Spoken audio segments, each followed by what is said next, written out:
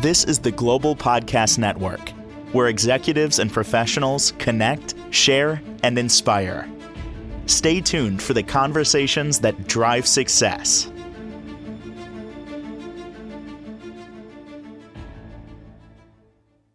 Well, welcome back to the show. We are honored to have Robert Gervais here again, joining us, the CEO and president of Earthbound Metaphysical Shoppe, based out of beautiful Syracuse in New York. And ecstatic he's back. We got to know him on a personal level last time, and wow, you blew me away with your story. For a little overview for people that don't know, please just share a little bit about what you do. And we have to just dive into just a little bit about what happened to you in a sense, if you don't mind, because honestly, I never met anyone like you, and you inspired me, and I've been thinking about you. So thank you for being here and doing what you've done.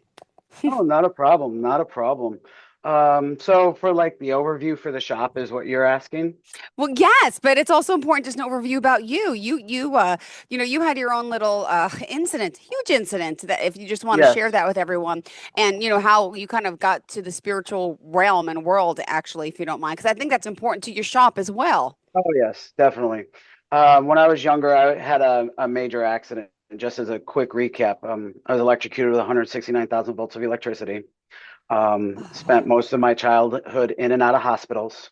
But yeah, that's definitely a major part of what made me decide the type of business I wanted to go into. That type of accident blew my spirituality open completely. Yeah. So on a level that's more so than a lot of other people out there.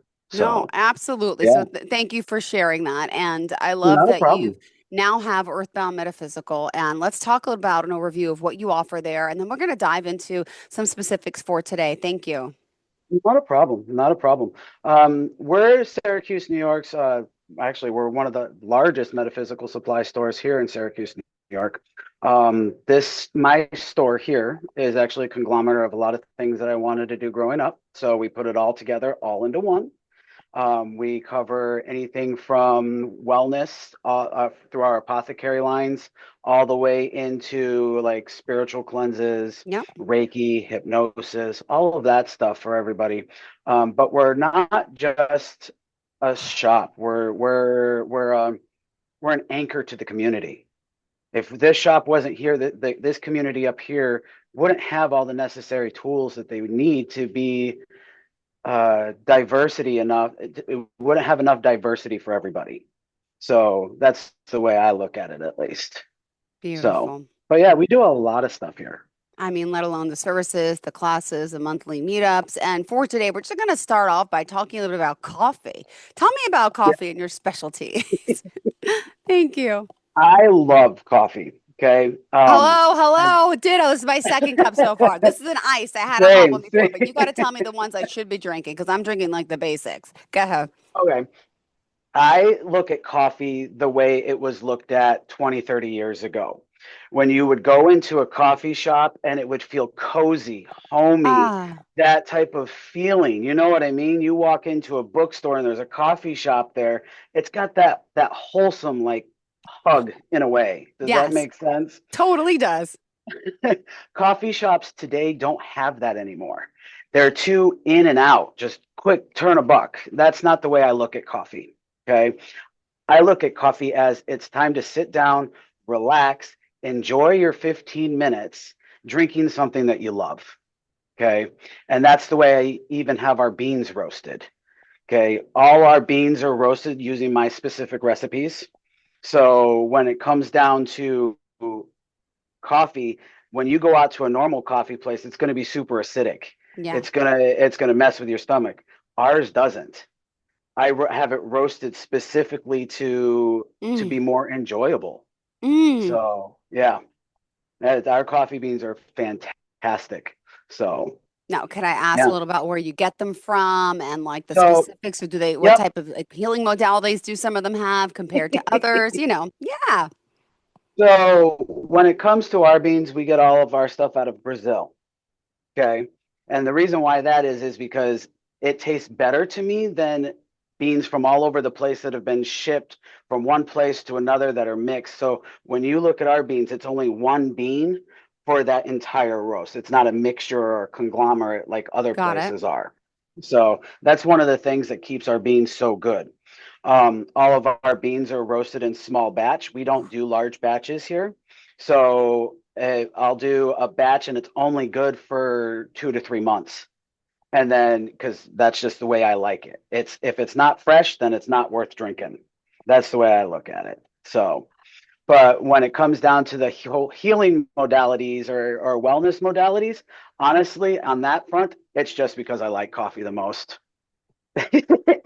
God bless. So do I. So do I. I get it. I get it. Oh my So, goodness. but there are certain spiritualities that do use coffee a lot, like Santeria, Voodoo, stuff like that. Some of their deities and stuff, coffee is referenced to them to help wake them up, to get those deities moving. You use it as an offering to certain deities.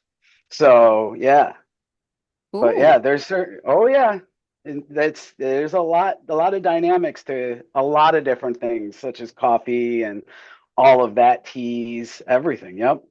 Beautiful. So, All right. oh Thank yeah, you. Thank you. Thank you. you're welcome. And speaking of coffee, also when I think of coffee, you guys have a special, I was looking on the website before. This is the witchcraft, what is it? Satan's Mistress. What is that? Oh, I was reading just some of them, and then you have a cold brew too. Could you just tell us?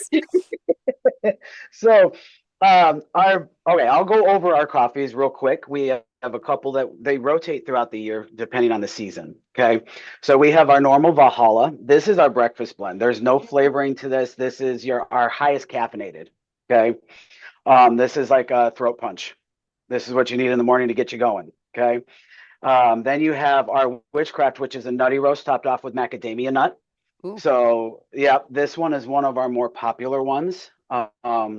This one's actually a medium roast. So, for those who do not like the light or the dark roast. And then we have our Satan's Mistress, which is dark chocolate cherry or dark chocolate caramel. Sorry, dark chocolate cherry is the voodoo. Oh.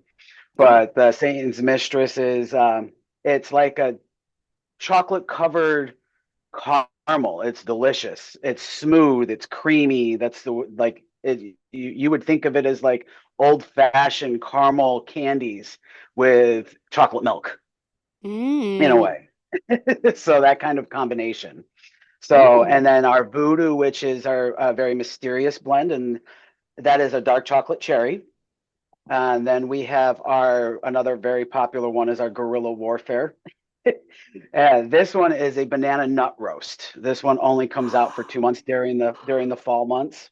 Wow. And then we go into for the month of December, we have our holiday roast, which is our Krampus. That is a German chocolate cake. I have the big So animatronic Krampus. My kids are into that. Oh my gosh, I I love have it. I one love it. too. I haven't set it up yet for the year, Oh, but it's wait, gonna wait. be. The Spirit Halloween one, which one do you have? I believe it is a Spirit Halloween one. Yeah, I've had it for a few years now. Yeah, Wow, it's so cool. yeah.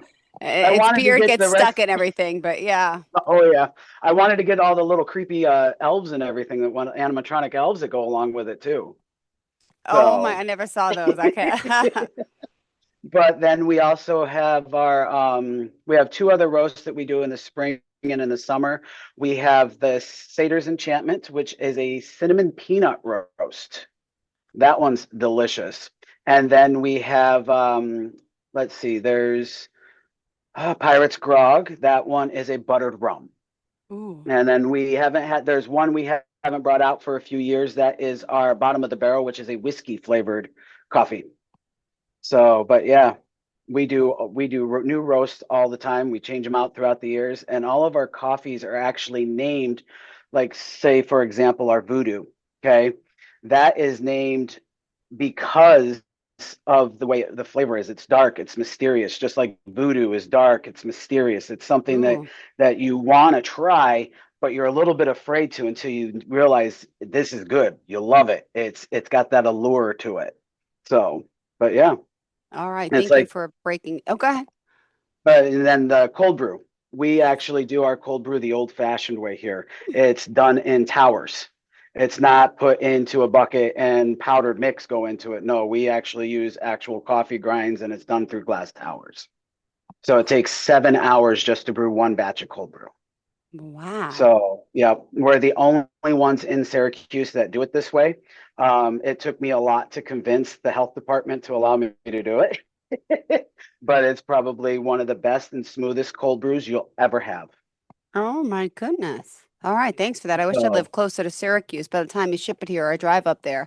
I thought about shipping it down to you. I Mm. did last week. I'm like, I should ship her a bag, or I should Aw, just show up. thank you. I'd appreciate a coffee. Can I say the word on air? Whore. I love coffee.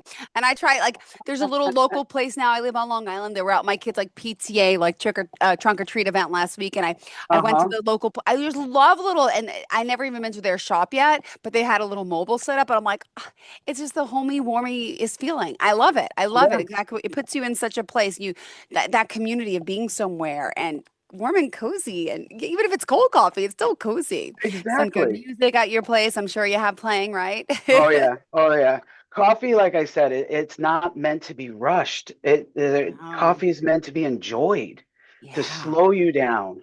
Oh, Not our society today has gotten rush, rush, rush. Just drink a coffee and go, go, go. No, no, no. You're missing the point of it at that point.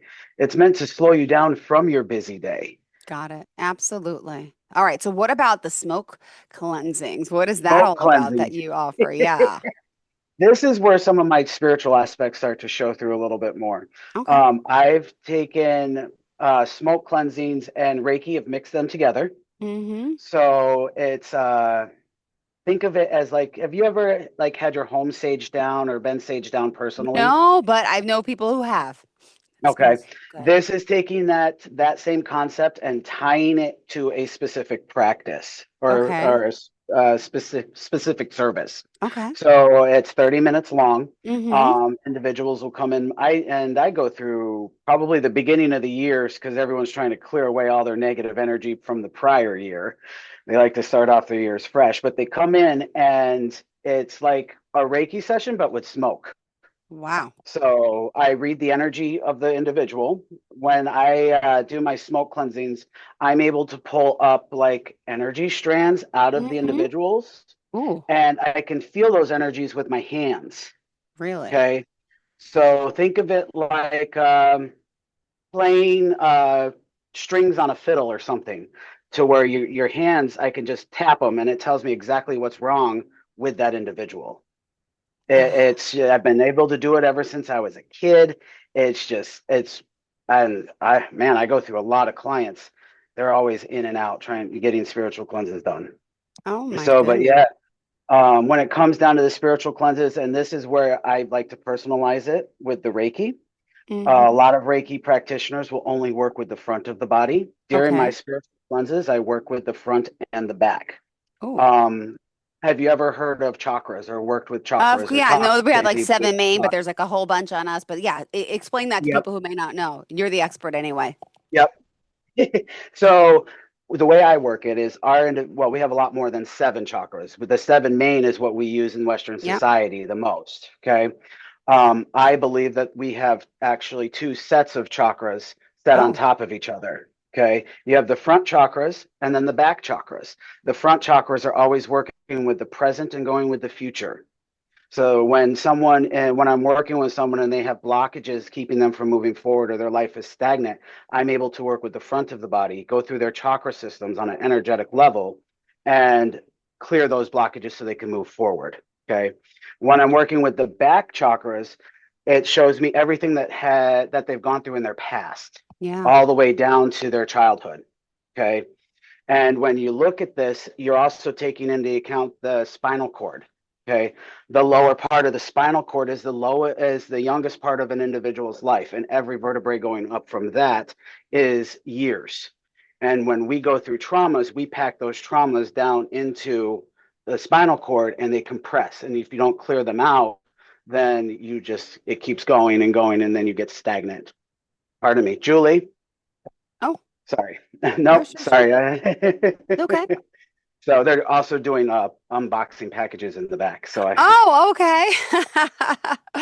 Aw. we had a delivery first thing this morning that wasn't supposed to be until this afternoon. Oh, that's So, okay. Good, good. but but when you're working with those spinal cords, I can tell exactly what happens. Let's say someone goes through a trauma when they're 14 years old. That's so many vertebrae down in their spine, and you'll find a knot. They're normally holding pain there. That's where they always have to have an aspirin or something to get rid of it. But that's just built up trauma that's been compact, and that's how we clear that and get it out of the way so people can move forward.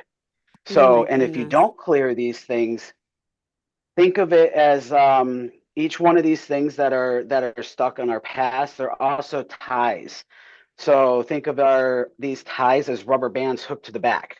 Okay. You step forward, and if you don't clear these things from your past, you don't deal with them, you step forward two or three, 4 steps. What happens to rubber bands? They stretch and they Mhm. stretch and they Yep. stretch. But you go too far, what's going to happen? You're Yeah. going to be slapped right back into to problems that you already have. Okay. So if you don't cut those ties and work with the stuff from the past, then you're going through and you're just taking 2 steps forward, 3 steps back, 2 steps forward, 3 steps back. You never get out of that cycle. And that's where I think a lot of practitioners are missing. They're not clearing the old Mm-hmm. cycles. They're not having people work on their stuff from their past. They're just constantly working with the future. So, Wow. but without clearing that stuff, you're going to be dealing with the same thing over and over and over again. Oh. A good way of putting this, think of somebody who dates the same type of individual over and over and over Okay, again. are They you can't like get out of that channeling me? cycle. Yep, sounds like me. Go ahead. What about And they those go people? What about those people? Tell us. they tend to date the same type of people over and over again, the same looks, same demeanor, same everything. Okay. But they haven't cleared these cycles. That's why they keep dating the same person. So if you go back to the original time when they started dating, that these people that they're dating you can reference them back to their original person, the first 1 or 2 people they have dated, and that started that cycle. All of that over and over and over again, and they just packed it down, and packed it down, and so now they're stuck in a cycle. So if you don't go back to the past and deal with that, they're going to be stuck in that cycle for the rest of their lives. Now, I'm 47. I'm going to be honest. I'm stuck in that damn cycle, but I need some help with that for sure. I've always And had the if you same don't mind problem. me asking, if you don't Anything, mind me asking, when anything. you were younger, the first person you dated, first couple of people you dated, were they like the individuals that you're dating now? What are you No. searching for? They're No, not. but this is what I think. And I'm no psychologist, no Reiki master, anything. But at the same time, I look at my first experience with men in general, and it was my Mhm. father. And I saw how my Oh, father was with mhm. my mother and jealous, possessive, not allowed to drive, not allowed to have friends, verbally Yep. abusive. So that I think the male figure, I didn't really have one. And I think that always scared me that I don't want what mom had. I don't want what mom had. And my first two boyfriends were pretty good, nice, normal guys. Then Yeah. after the fact, I became the one who was attracting the ones that are more like my dad, not knowing they were jealous. Now, Uh-huh. why? Because I'm more comfortable with them. What about me? You know, it says a lot about my past, and I think it relates more to the childhood experience of being around the only man I knew at the time, and Yep. how I still at 47 deal with that because they don't look the same, not at all, but they all act the same. But They all have the same demeanor. yeah, They all have the yeah. same demeanor. I'm So, stuck. but I'm if you stuck go in a back, vicious cycle. So go ahead. I would have to go back if you and go back, if you yeah. go back and I'm not saying you have to cut ties with your father. That's not what I'm saying. No, no, I see What what I'm you mean. saying is you go back and well, obviously you realize that now that there's similarities into that individual, your father and the individuals that you're dating. So you have to sever that aspect so you can start dating other people. So you don't keep looking for the same type of individual. You're already on that front where you've realized that. Most people don't realize that. Ah, They just yeah. keep going over and over and over, and they need somebody to show them that way on how to fix it, how to get out of that cycle. Got it. All right, thank So, you. but We yeah, could do a that's whole how show that on works. that. I don't want to bore Oh you with yeah. that crap. Oh Sorry, yeah. sorry, sorry. We got more to still talk about today. And if you are just tuning in, we're really happy that Robert's here joining us. And really, we're going to go over a little bit more about the hypno Reiki. And Yep. just to let you know, if you don't know, it's Earthbound Metaphysical. We're talking about a shop in Syracuse, New York. And Ecstatic is here as the CEO and president. And he's helping people spiritually throughout the community with their wellness needs. So let's continue. So when it comes down, oh, you okay? Need a drink of your Yeah, coffee? I do. Sorry. Yep, go No, ahead. I'm not worried about it. I don't worry about any. If it's coffee, I'm good. Good, good, good. Go No, for it. but when it comes down to hypnoreiki, I'm going to be honest. I've been through Reiki training with 3 different Reiki practitioners. Okay, through all the courses, and the first 2 I absolutely was not a fan of. It became too dogmatic, and meaning as in too religious for me. Reiki itself is supposed to be non-dogmatic, which means it's not supposed to be about religion. It's supposed to be about the individual that you're working with. Okay. Yes, you can tie it into certain religions if you want to, but I don't. I like to keep it like straight across the board Reiki. Okay. So what I've done, and in this, I did this because I don't like being touched and I don't like touching people. And when it comes to Reiki, you can either do light hand touching or Okay. hover across the top the body with your hands above. Okay. Okay. And what it does is you're channeling the energy that's around you through your body Hmm. into the individual that's on the table and flushing their system out. Okay. The way I do it is through hypnosis. Okay. Okay. I put the individual under hypnosis and I'm like their guide. Okay. I'm for that half hour to an hour, we're going through and I'm guiding them through all the chakra systems. They're envisioning everything in their head. They're pulling the energy in themselves. So they're working on themselves instead of somebody else doing it for them. Okay. Wow. And that's what I think a lot of healing comes from, is because it's forcing these individuals to actually focus on themselves instead of relying on somebody to do it for them and then falling back into problems that they had before. So I'm very big on making sure that the individual helps out with their healing or their wellness on top of me helping them. It can't just be one sided. It has to be Yeah. 50-50, or it's not going to work. That's just all I'm True. doing. So when we go through Reiki hypnosis, I put them under hypnosis, Okay. and it's a light hypnosis. It's basically like that in between state when you're falling asleep and awake. We all go through it every night when we're starting to fall asleep, and we get to that like in between when we're just about asleep, but we know what's going on around us. That's the state that they're in. Okay. And then I'm the one, I go through and I give them all the visualizations that they see in their brain, in their head, the whole 9 yards, the energy flow. They envision all of it. And then they start to feel it. Their body sends them the signals and the energy. They can feel the energy going through each system because they're doing it themselves. They're not having somebody touch them and having somebody Wow. go through and push it themselves, like as the practitioner. They're doing it at a level to where it's helping them more on the inside and more on a holistic level. Got it. So, yeah. Ooh. Ooh, ooh, ooh. What else? What else? We got a few more minutes left. Oh, And these types of services, just curious, can you do this virtually like we're doing today, or does it have to be in person? these ones I can do virtually. I haven't set that up yet, mostly Okay. because I like to have the individual in front of me so I can see what's going on with them. Mm-hmm. Um, as a hypnosis practitioner, I have certain cues to know if I need to see if I need to pull them out of the hypnosis. It's a safety Yep. precaution, especially with people that are working with very serious traumas, and I don't know if I can say this on air, but like young adult traumas and everything else. So these individuals definitely need to have more care taken with them because some people pack these things away and they don't remember them.